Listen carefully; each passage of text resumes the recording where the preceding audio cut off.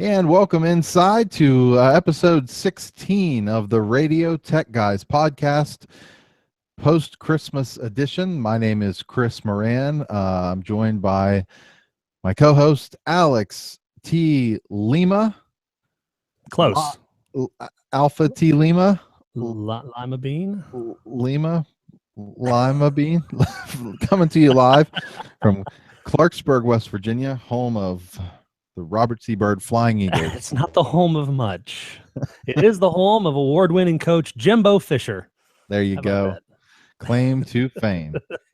We're glad you're alongside for another exciting episode of the Radio Tech Guys podcast. As always, you can learn more about us by visiting our website at theradiotechguys.com, and there you'll find lots of goodies, all kinds of things, including a way to contact us at any time by email, sending us a note to ask@theradiotechguys.com. That's exactly right. You can also get us on the Twitter at Radio Tech Guys. 16 episodes, and I still stumble over it. Or you can also find us on Facebook at facebook.com/The Radio Tech Guys. Did you mention YouTube? Did not. Okay, good. But you can also find us on YouTube. We have a YouTube channel that is sad at the moment, but is getting better in the new year. We've got some how-to videos as well as videos of these episodes. And you can find us there by searching for the Radio Tech Guys.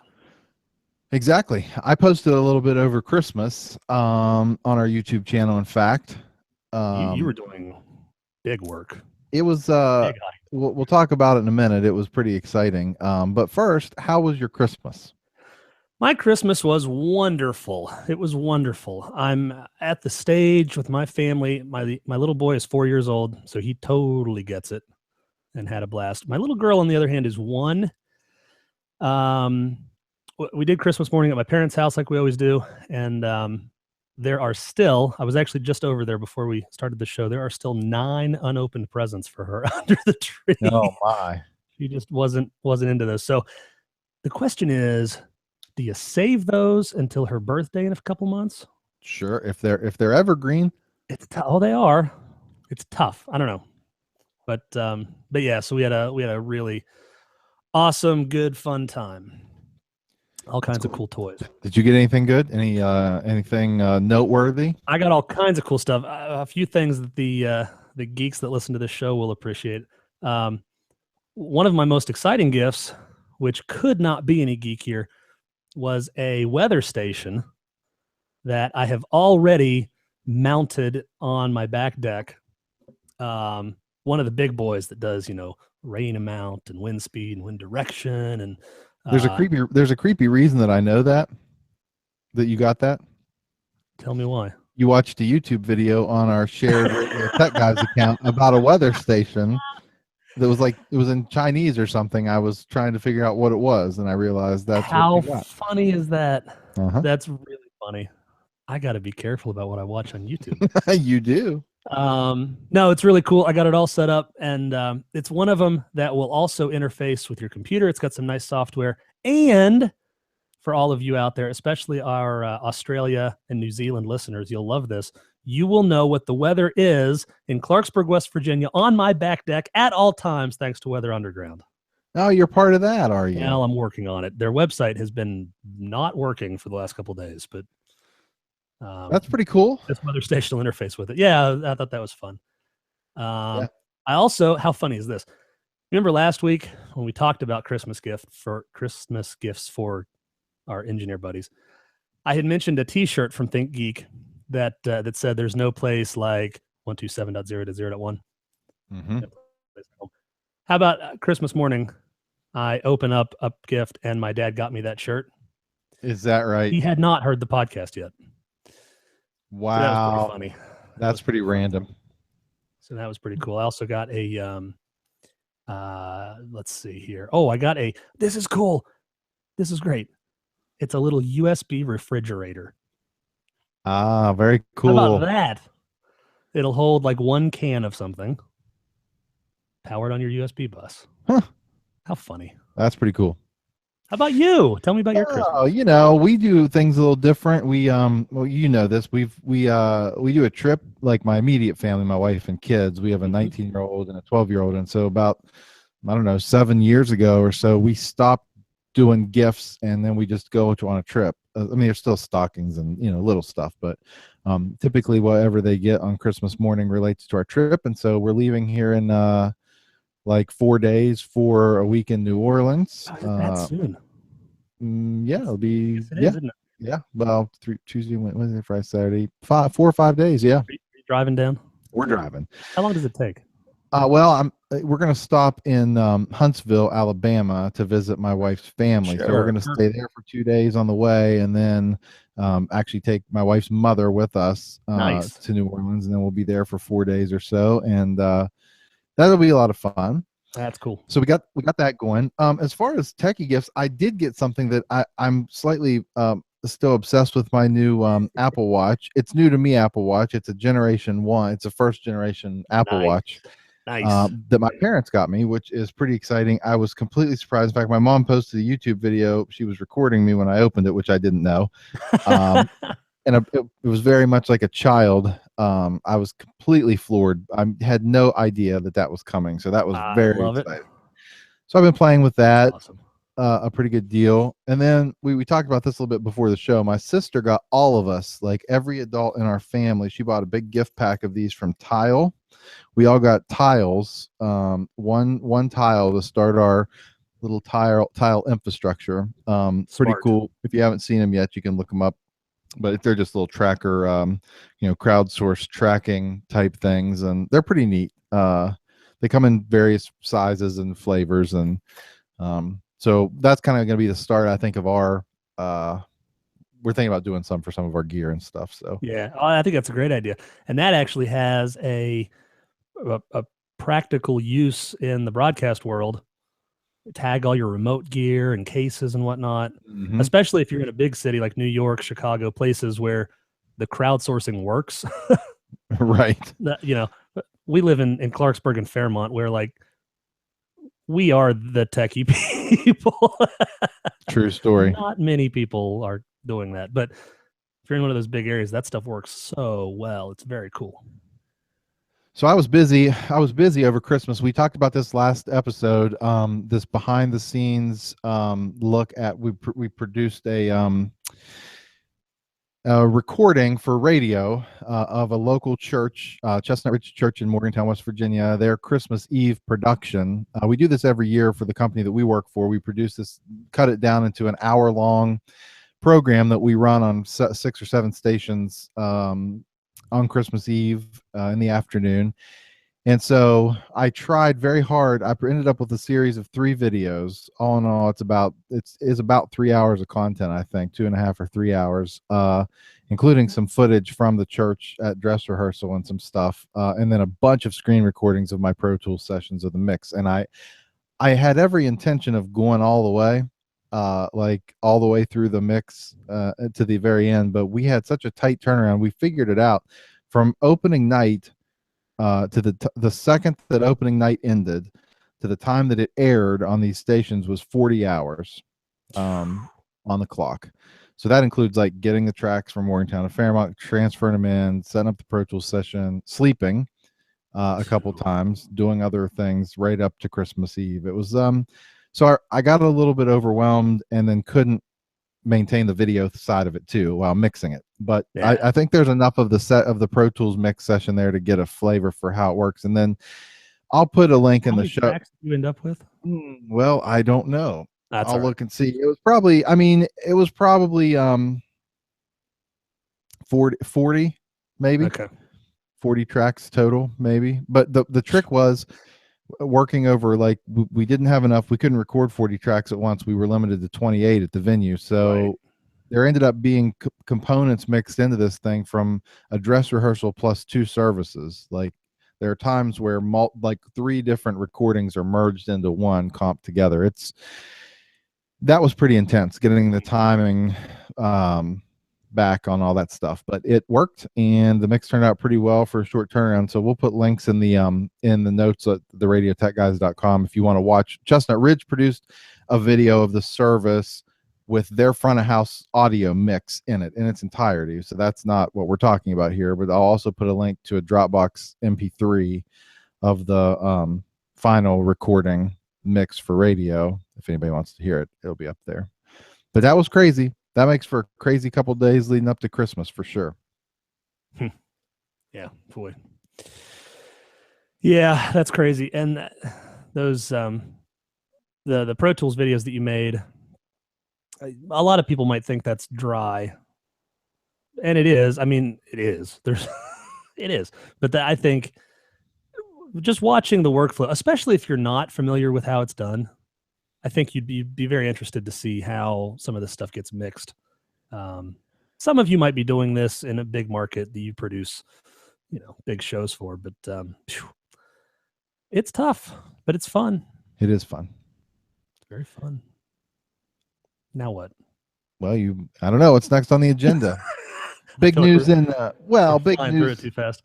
Oh no, I mean big news in space, right? Yeah. Here's a broadcast topic we can talk about. I'm sure all of you by now are painfully aware of the satellite transition that's happening sort of in the first half of 2017.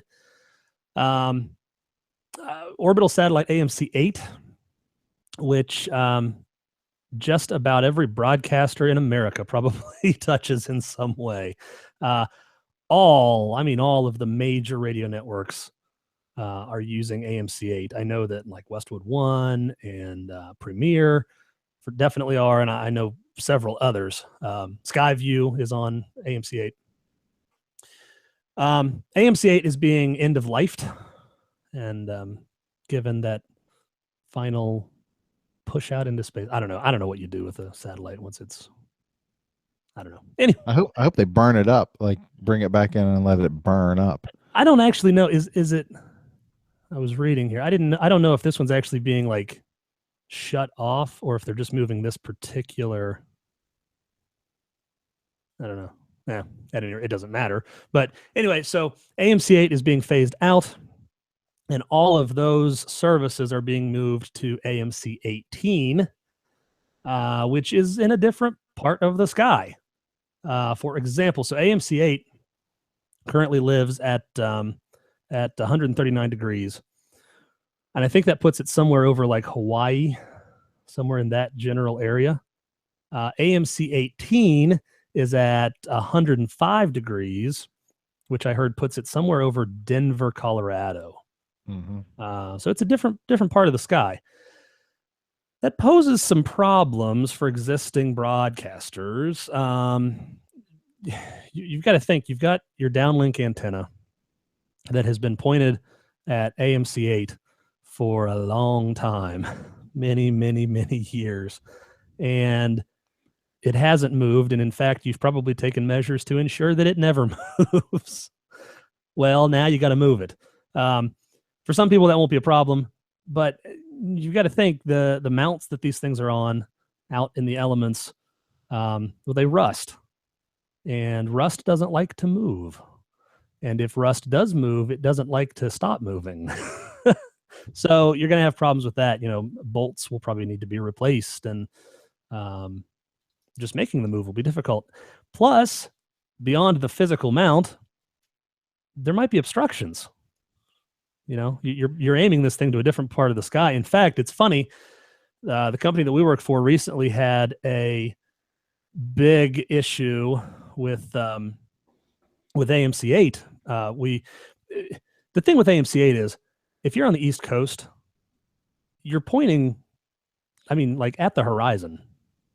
It's it's not high in the sky for us. Yeah, we have a lot of markets where we had trouble. We had some where we had a satellite dish on top of like 130, like on a platform. We had to do that at one of our locations for a while until we built some. It's it's been tough for us.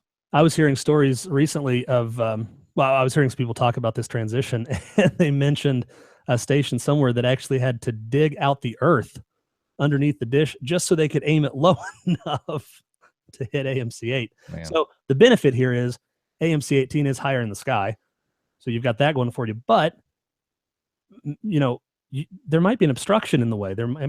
Some places there's a building in the way, or the studio itself is in the way. So that's going to be a consideration. Also, I was trying to find, I had heard this, but I want to make sure I'm not saying this incorrectly. AMC 18, I don't know if it's being phased out as well, or if it's just being renamed. I don't understand. To SES 11? SES 11, yeah. No, it's new. Okay, that's what I'd heard. I'm a little bit confused by that because AMC 18 is nowhere near the end of its mission. It's got a 15-year mission, and it was launched in 2006. That's weird. But yeah, that's going to happen. The nice part is, though, SES, what is it? SES 11 is going to be in the same slot, so there won't be any realignment to be done on the broadcaster's part. But that will be something. There's a backup too. SES 1, right next door. Well, not exactly, but it's 101 degrees west. Okay. That's right. Yep. So there'll be a backup right, in a very near vicinity should we need to switch to that. Now, programming will broadcast on both AMC 8 and AMC 18 simultaneously while the transition's being made. So you're going to have, a few months to kind of make this, make your satellite dishes do what they need to do. I believe, what is it? Is it June 30th? Yeah, that's June the deadline. 2017. They're saying you can start as soon as February. As early as February, yeah. They don't say when in February, but I guess you'll hear more about that. Right. I'm sure all of your providers will be giving you information, but there is also a website that exists called amc8migration.com where a lot of this information can be found compiled into one location if you want to read more about the transition plan. And also there's contact information here for the impacted networks, and then a list of some vendors where you can buy parts and service for your C-band antennas that you may need, as Alex mentioned, because you're probably going to break some things. It's probably going to happen. And that's, that people grumble and complain about this, but this is also just kind of how SATCOM works. I mean, satellites have a life. They get moved or replaced, and you just deal with it. That's what this is. Yep. Also, this AMC 8 migration website looks stunning. Huh. Well, anyway, there's information on it. Cool. Hey, I want to say, can I shout out to somebody real quick? I was just going to do that. Go ahead. No, you go ahead.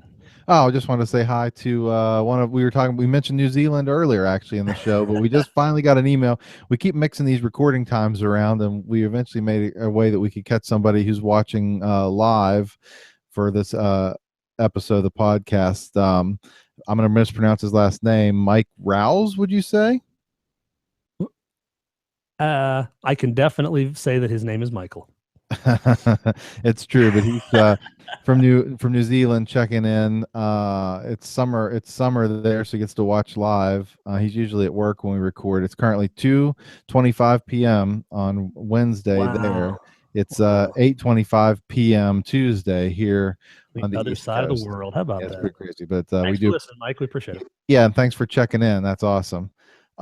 Hey, while we're reading messages, yes, we got an email this week from somebody way smarter than us. Way smarter. In terms of the networking side of things. He kind of answered our questions about where we were talking about what happens when you share a network with like a Livewire audio network and a business LAN, and they're on separate VLANs on the same network. And we were talking about what happens if a salesperson does something stupid and bridges them accidentally. It's completely reasonable to assume. Totally. But John basically says you can still screw yourself even on separate VLANs that way. This is from Fairbanks, Alaska, I guess. Or is that Arkansas? Good question. We're gonna edit that. We're gonna edit that. We're gonna edit that in the podcast. No, it's gotta be Alaska, right? Fairbanks, yeah. Do I really not know the two-letter abbreviations? Yeah, that's Alaska. See, I was right the first time. I shouldn't second guess myself.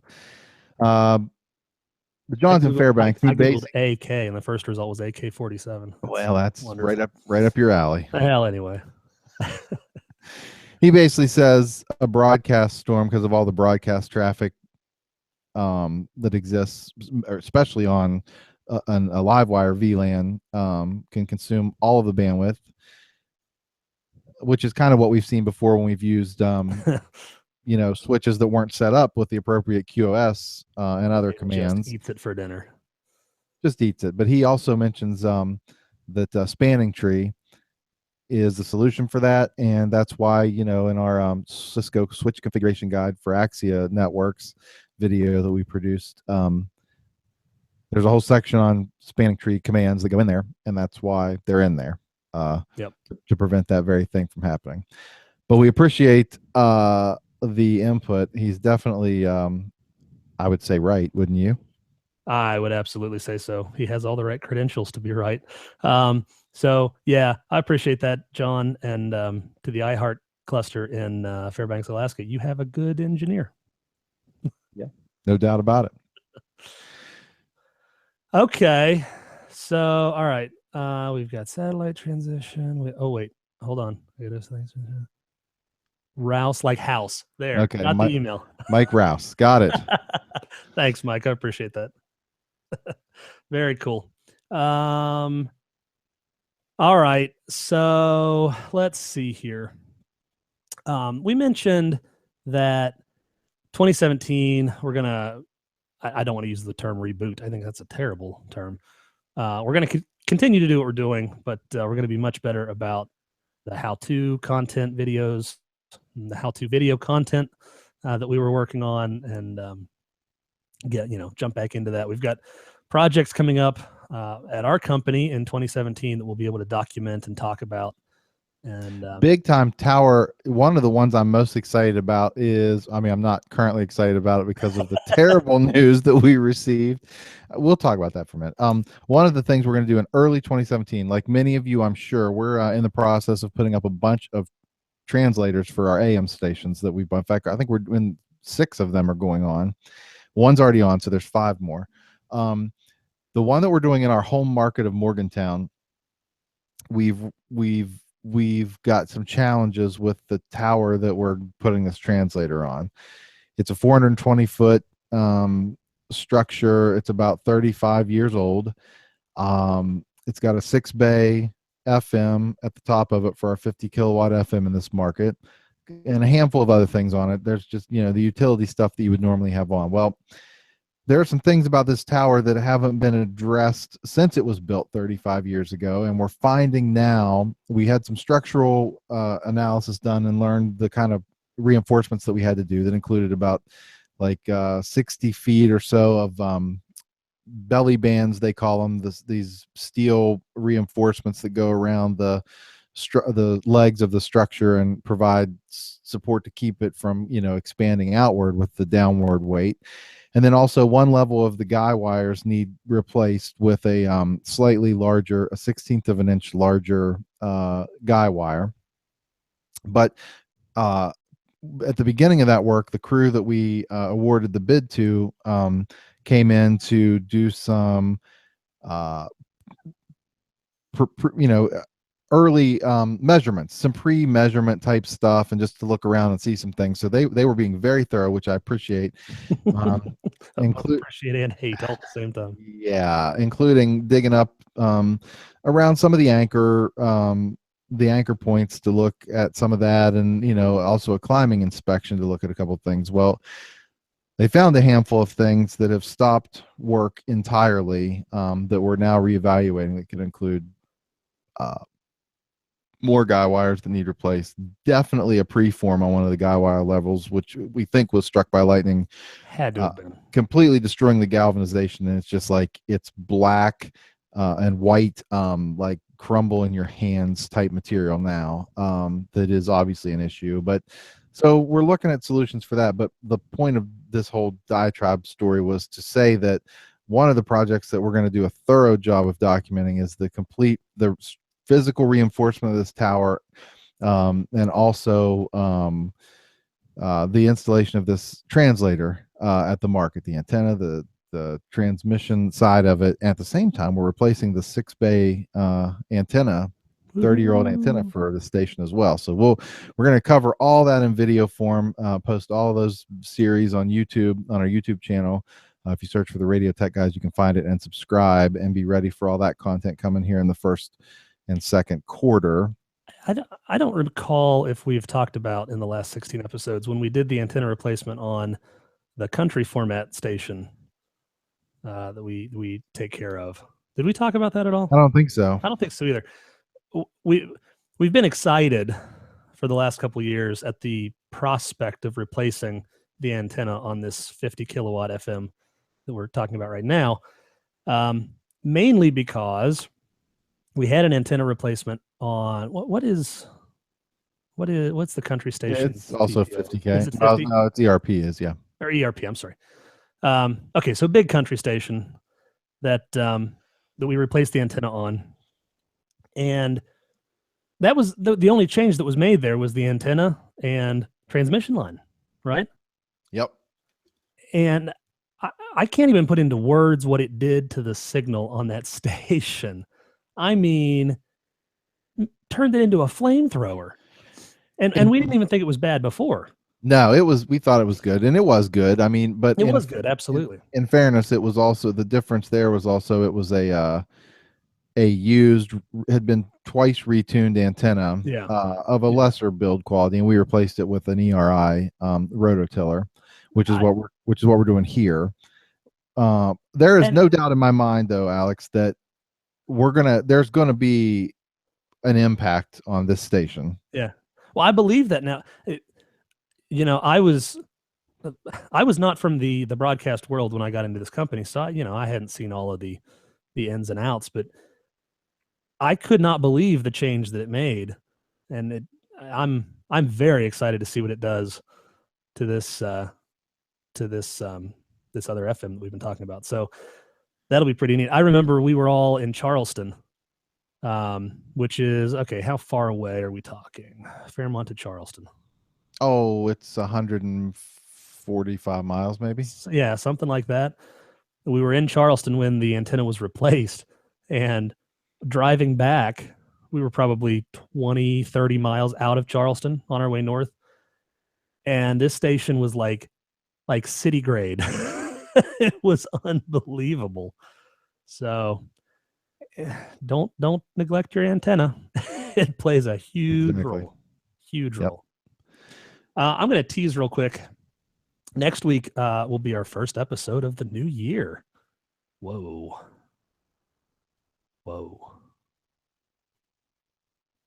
Okay, I just thought we'd sit there on that for a minute. That'll be fun. We're going to talk about newsroom software. Specifically, we started using Burley Newsroom about a year ago, longer than a year ago, and have been very happy with it. We've had experience with other software in the past, and not every station uses a newsroom suite, but we're going to talk about some of the benefits, some of the things that it can do for your news operation, both if you are a very large news operation or if you're a very small operation. They can benefit both types of news operations, and we will talk about that next week. I'm hoping to have somebody with us from Burley to talk a little bit about what it does. Hopefully we can make that happen. If we don't, we'll still talk about our experience with it. And if you have any questions in the meantime, let us know and we'll try to talk about them. You said news operation about 4 times in an 18-second window. I felt myself on the third time. Oh, well. I don't know what else could you say about it. No, I like it. News, that's the news operation. It's all good. It's all good. Yeah. So that maybe we're not ending the year strong, but that's okay. It's the holidays. We got to regroup. Not reboot. Not reboot. Just no regroup. Rebooting. It'll still be the same good or crappy show, depending on how you look at it next year, as it was this year. But again, thank you for everybody that has gotten in touch with us. That's going to be the key to this show. That's going to be what really makes this thing what it is. We want to hear from you all, hear from what hear what you guys are working on, and we're going to do our best to make your communication with this show a big part of it. So keep that in mind for next year. Email us. It'd be great.